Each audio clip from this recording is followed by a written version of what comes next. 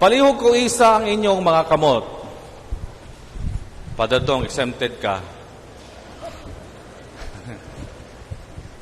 Ang dili mo isa silang mga kamot, walay gasa nga madawat. Ayaw tabuning inyong mga ilok, no? Okay. Kuyog kang tanan. 3, 2, 1, go. Ang nagsindi nitong ilaw, wala kundi ikaw, sa langang sa liwanag mo, muling magkakakulay ang Pasko. Dahil ikaw, bro, ang star ng Pasko. Bahala Yabag, basta Pinakurog. So my dear friends, ni Ana ang tigsugnod, tigpasiga sa atong kinabuhi. Nadailain pasiga, Father. Nadailain tigpasiga sa atong kinabuhi. Duna pay lain. Ang giingon nato nga pride. Kinsa man ang author sa pride? Ang yawa. Diba? Mo na kung tanawon nato sa atong kinabuhi, kinsa ba gayud ang tigsugnod o tigpasiga sa atong kinabuhi? Tanawa hangtod karon magyapon ng siga. Kaya tungod, si Kristo mao'y angay gayod nga mo pasiga sa atong kasing-kasing, sa atong tibuok nga kinabuhi. Basta gani mo anak ko, hanasad mo automatic ha? Kaya nga ako ang time man ako ganina ang ako ang homily, medyo taas-taas yun siya, no? 59.30 seconds. Nangaon na mo, pa. So taas-taas. Basta mo anak gani ko, hanasad mo. Ha? Okay. It is Christmas. We must therefore rejoice. But before that, kinsa diri kanato ang nakompleto sa atoang simbang gabi. Isa ang kamot. Kay bawat adlaw naa ni siya'y pasabot mga pilangga nga makaigsunan. No, kani siya according sa Katolikong Pinoy 9 reasons why we should complete simbang gabi or misa di Gallo. Mayo no kay daghan-daghan ta karon, di ba? Una, adlaw mo gingon nato nga novena. Novena's root word is novem, which is 9 in English, so 9 masses. Ikaduhang adlaw mo gingon nato nga prayer. Being a novena, it is a prayer to God for graces. Third day, mo gingon nato nga vow. Namoy ballpen diha isulat no kay unya magpa-exam ko kung maka tubag mo ni ini kuhaan ninyo ang price ng Father Dong. No, 2,000. Ikatulong adlaw mo gingon nato nga vow. VOW. If we promise to the Lord to complete it, we must fulfill it. The Bible says, fulfill your vow. Fourth day, mo gingon nato nga preparation. Meaning, it is an act of preparation for the coming of Jesus Christ in our midst. Fifth day, the so-called thanksgiving. We give thanks for the blessings given to us for the whole year. O bitaw ganina, di ba, nagpasalamat ha? Before ta nag-start ato ang misa, atong giingon, misa pasasalamat sa mga gasa nga atong nadawat tibuok tuig. Sunod ay unom nga adlaw mo giingon nato nga worship. The Holy Mass is the church's highest form of prayer. We worship God through the Holy Eucharist. Seventh day, waiting. Waiting entails patience and yearning. In the Holy Mass, we express our hope. Eighth day, repentance. Remembering the Son of God, who is sent as Savior, we reject our sinful ways. Ika-9th day, celebrate. Christmas is a big celebration. Attending the 9 masses is worth it. Now, hain ang wa nato ma-fulfill dinhi mga pilangga nga makigsunan. It is Christmas. We must rejoice. We must celebrate. Who are we not to celebrate? Di ba nga to ang birthday gani, mo celebrate gani ta? Unsa na kaha kung birthday na gyud sa atong manunubos? We celebrate our own birthdays. Should we not celebrate with joy and rejoicing the birth of Jesus, our Savior? Now, let us try to connect this with the rest of the readings. The first reading speaks of the birth of a child. The psalm enjoins people to rejoice because of the coming of God as ruler. The second reading speaks of the coming of the grace of God, not so much His birth, but His second coming to help us lead blameless lives. The Gospel speaks of the birth of the Savior, which heaven and earth celebrates. The readings coach us to celebrate. That is why lipay kay takaron kay poteng daghanan nato before tamo adto sa misa sa lamesa mumisa usata. No? The readings coach us to celebrate. The first reading tells us to rejoice because with the birth of the King, child Messiah, we will now see the light. Justice will be given us. Take note, light, ilaw. The new king will rule us with wisdom and understanding, not like the other kings of Israel or of this world. The second reading encourages us to rejoice because we have hope. Hope comes along with the coming of Jesus, even in His second coming. Joy comes as a result of following God's laws.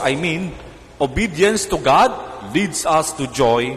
There is no joy to the autocratic and reckless. Now, the gospel reading provides us the reason par excellence to rejoice. We rejoice because the Savior is born. We rejoice because even the heavenly host and angels are rejoicing, singing glory to God. We rejoice because we have peace as God's gift, not because some people are misinformed or get killed by blood-hungry countrymen. Karon, ato ning i-contextualize sa ato ang context. Our church, the Catholic Church, teaches us that we can best rejoice by attending and actively participating in the Holy Eucharist. Wala, nangatog na. Nangatog na, no? The Eucharist cannot be replaced, take note, by any party, Noche Buena, gift-giving, ballroom dancing, visit of relatives or friends, and watching our favorite films through our latest gadgets, selfieing in the restos, or going to the parks on the eve of December 25. Our church does not recognize any substitute for the Eucharist.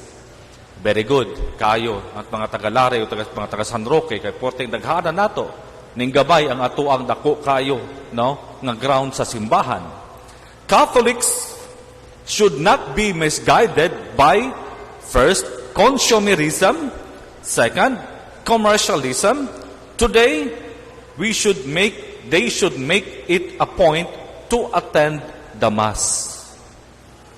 This Christmas is a call to rejoice by transcending all our fears, frustrations, pains, and woundedness.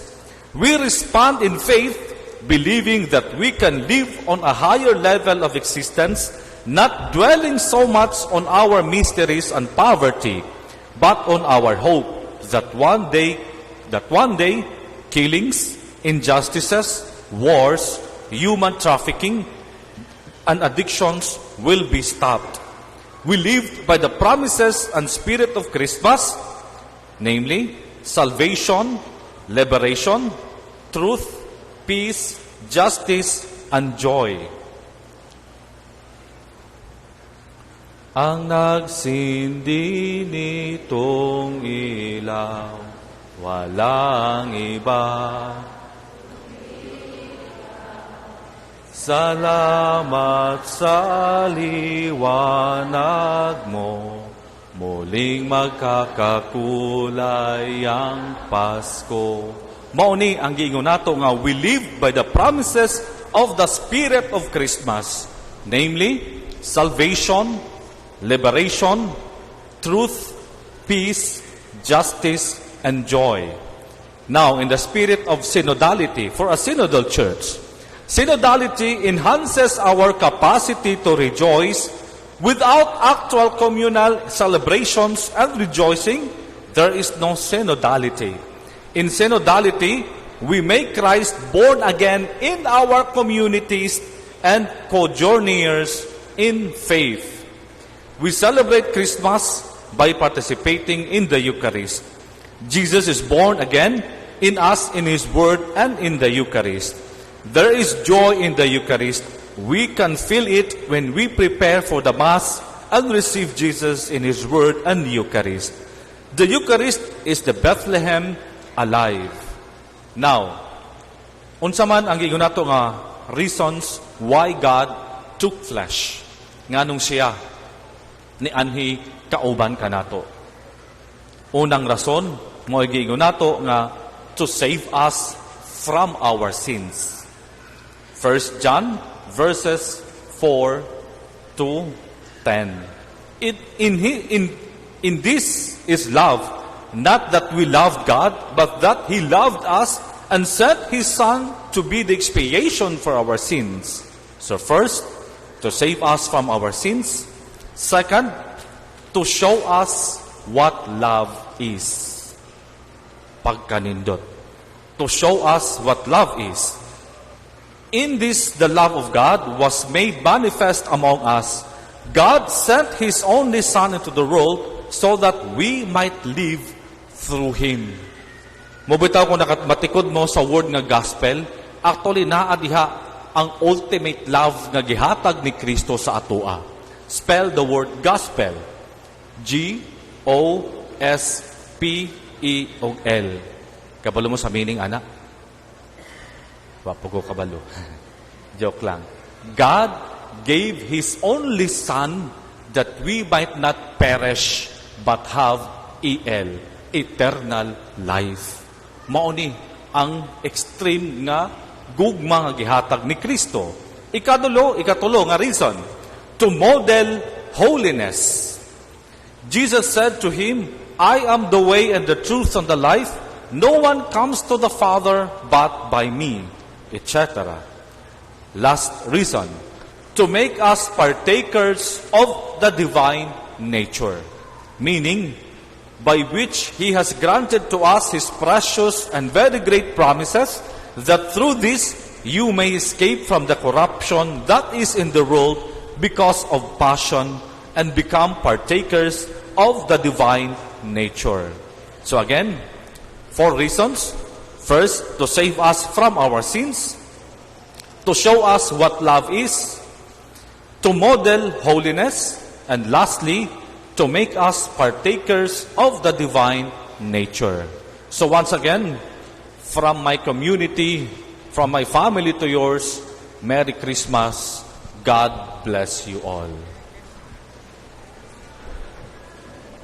Ang nagsindi nitong ilaw, walang iba kundi ikaw. Salamat sa liwanag mo, muling magkakakulay ang Pasko. Take note, si Kristo lang dapat ang mudagkot sa atong kandila, sa atong kinabuhi, o dili ang atong pride. Amen. Palihog manindog.